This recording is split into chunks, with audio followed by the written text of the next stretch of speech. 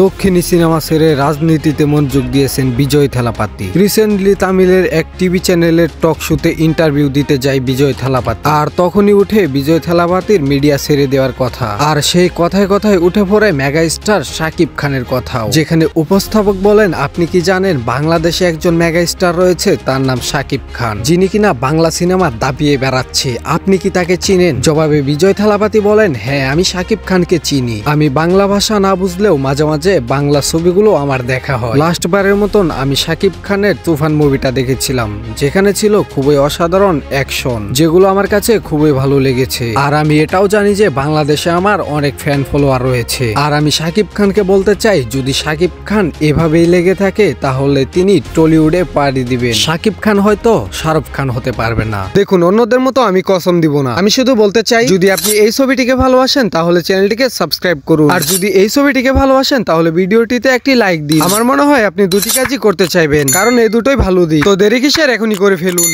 তবে শাকিব খান চাইলে একজন থেলাপাতি হতে পারবেন। যদি শাকিব খান টলিউডে পাড়ি জমায় তাহলে আমি বিজয় থেলাপাতি কথা দিচ্ছি, শাকিব খানের মুভি আমি নিজে প্রমোশন করব। তামিলনাড়ুর প্রতিটি গুরুত্বপূর্ণ জায়গায় আমি নিজে প্রমোশন করব। দর্শক, বিজয় থেলাপাতির এমন কথাকে আপনি কিভাবে দেখছেন? তবে কি শাকিব খান এবার টলিউডে পাড়ি জমাতে যাচ্ছে? আর যদি শাকিব খান টলিউডে পাড়ি জমায়, তার নায়িকা হিসেবে আপনি কাকে দেখতে চান তা অবশ্যই কমেন্ট করে জানাবেন। আর আপনি যদি সত্যিকার অর্থে একজন শাকিবিয়ান হয়ে থাকেন তাহলে চ্যানেলটিকে সাবস্ক্রাইব করুন।